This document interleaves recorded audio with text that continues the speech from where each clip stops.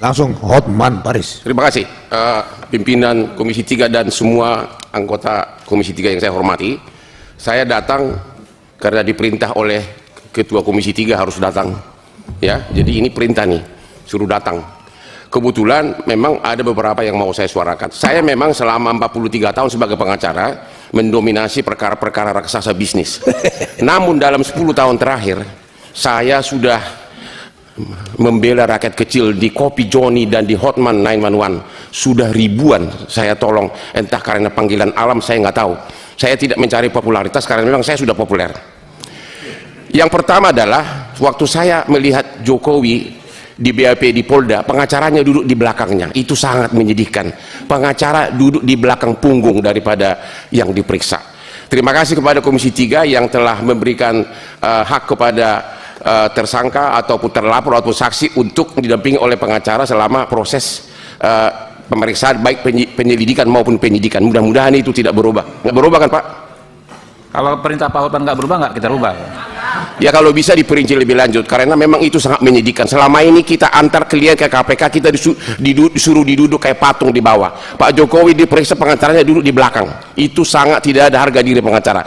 Yang kedua, Indonesia ini menurut Bank Dunia 194 juta penduduk miskin dari 280 juta. Berarti 194 juta tidak mampu menyewa pengacara. Jadi pra peradilan itu adalah salah satu kunci utama untuk mengetes apakah KUHP dan dilaksanakan dengan benar. Namun ketentuan mengenai pra peradilan ini masih terlalu umum. Hanya sebatas penahanan dan sebagainya. Harusnya ada pasal yang jelas-jelas mengatakan bahwa salah satu alasan pra peradilan adalah apabila hak tersangka saksi sesuai dengan ketentuan perundang-undangan dilanggar dan pelanggaran KUHP berhak mengajukan pra peradilan. Itu akan sangat membantu untuk rakyat miskin terutama. Ya.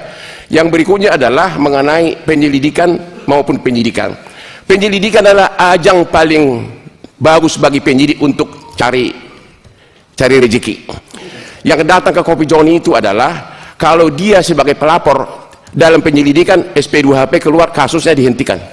Kalau dia sebagai terlapor langsung jadi tersangka dan tidak ada upaya hukum. Karena kalau masih dalam penyelidikan tidak ada upaya hukum, tidak boleh pra peradilan. Pertanyaannya apakah penyelidikan masih perlu? Kenapa nggak langsung ke penyidikan? Oke.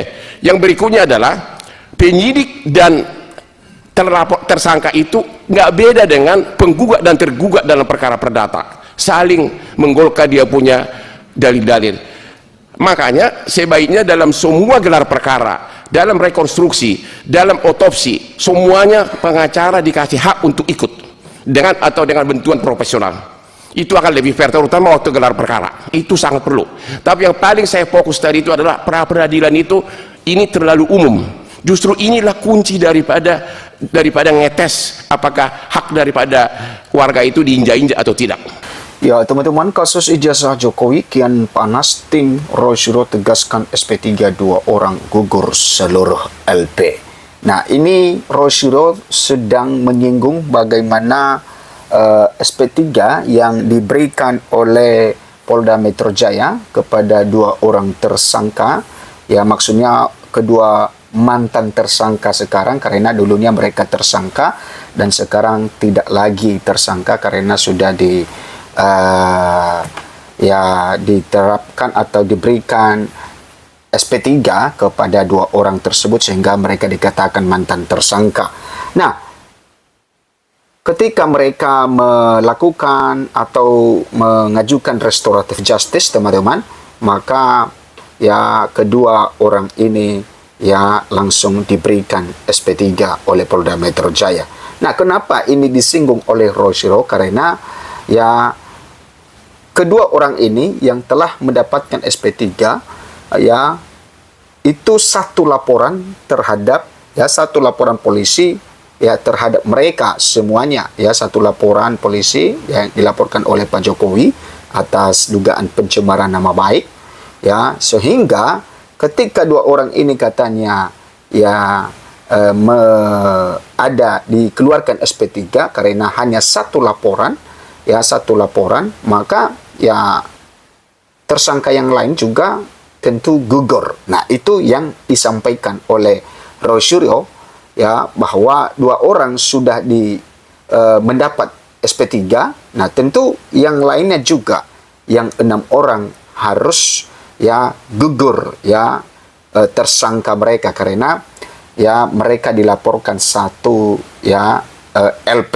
Nah, tentu ini nantinya akan ya mungkin dijawab oleh pihak kepolisian bagaimana dengan hal ini, dan kita tahu juga kenapa Egy Sujana dan Damai Hairul Lubis mendapatkan SP3 dari Polda Metro Jaya, ya karena mereka sudah berkunjung ke rumah Pak Jokowi, dan setelah itu ya mungkin Pak Jokowi dengan mereka sepakat mengajukan restoratif justice, dan mereka mengajukan itu, teman-teman, dan sehingga Polda Metro Jaya mengeluarkan SP3 terhadap 2 orang itu, sehingga teman dari Roy Suryo ini yang mereka dulunya tersangka ada 8 orang, sekarang tinggal 6 orang lagi. Oke, kita lihat di sini apa yang disampaikan oleh Roy Suryo, teman-teman, dalam polemik ijazah palsu Jokowi. Polemik kasus ijazah Jokowi kembali menghangat. Tim kuasa hukum Roy Suryo menegaskan bahwa terbitnya surat perintah penghentian pendidikan SP3 terhadap 2 terlapor, yaitu terhadap Egy Sujana dan juga terhadap Damai Hairul Lubis, memiliki konsekuensi hukum yang juga serius. Menurut mereka, bahwa SP3 tersebut seharusnya otomatis menggugurkan seluruh laporan polisi LP lain yang berada dalam satu nomor perkara. Nah, ini yang mereka kejar, teman-teman, karena ya laporan polisi LP itu berada dalam satu ya nomor perkara, sehingga ketika yang satu yang mendapatkan SP3, maka otomatis kata mereka yang lain juga gugur ya status tersangka mereka. Penegasan ini disampaikan dalam konferensi pers lanjutan setelah tim advokat yang tergabung dalam barisan advokat dan relawan teknologi BAL-RT yang resmi mengajukan surat permohonan penghentian pendidikan ke Inspektorat Pengawasan Umum Irwasum Mabes Polri. Mereka menilai penanganan kasus ijazah Jokowi sejak awal syarat pelanggaran prosedur hukum. Teman-teman, tim hukum menekankan bahwa mereka tidak sedang meminta jalan khusus bagi 2 terlapor yang telah menerima SP3. Fokus utama mereka adalah membedah konsekuensi hukum dan dari terbitnya SP3 tersebut, terutama terkait keabsahan laporan polisi yang menjadi dasar seluruh proses penyidikan. Nah, SP3 harus diawali pencabutan LP. Nah, ini mereka sampaikan hal ini. Salah satu anggota tim kuasa hukum menjelaskan berdasarkan Kitab Undang-Undang Hukum Acara Pidana KUHP terbaru, terbitnya SP3 tidak bisa berdiri sendiri. Ada prosedur hukum yang wajib dipenuhi.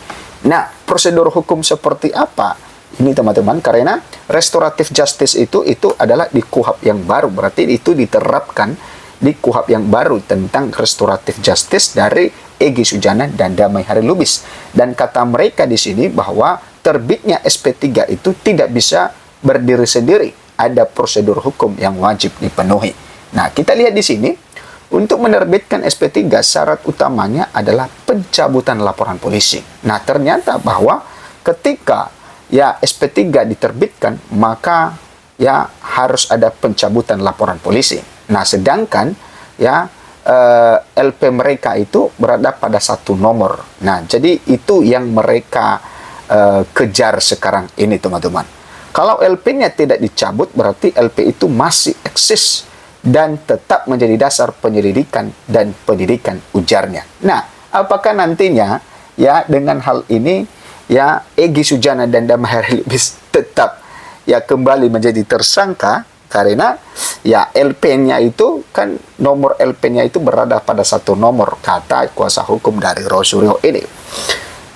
Nah, ini semakin menarik, teman-teman. Dalam perkara ini LP yang digunakan disebut hanya satu nomor dan bersifat bundel.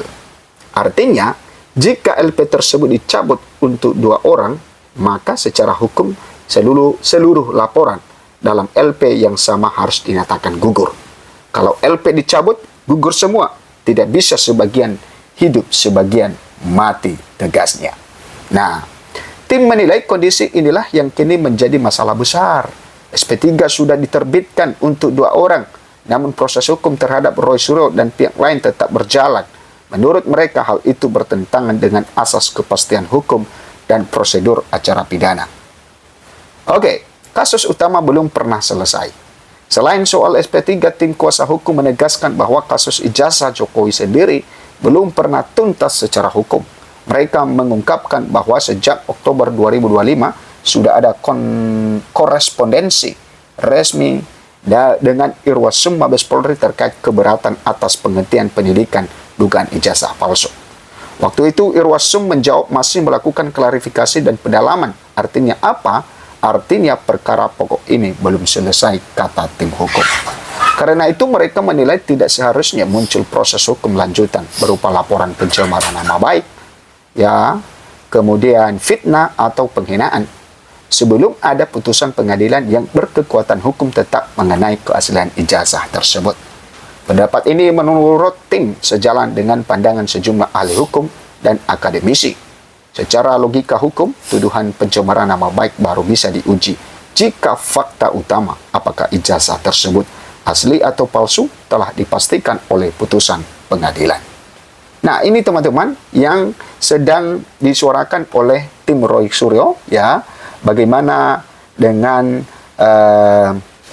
kasus ijazah Pak Jokowi yang di mana Egy Sujana dan Damai Hari Lubis ya sudah mendapat SP3, sedangkan ya mereka berada pada satu laporan polisi, ya nomor 1 laporan polisi, ya, dan ini yang mereka minta kepastiannya seperti apa.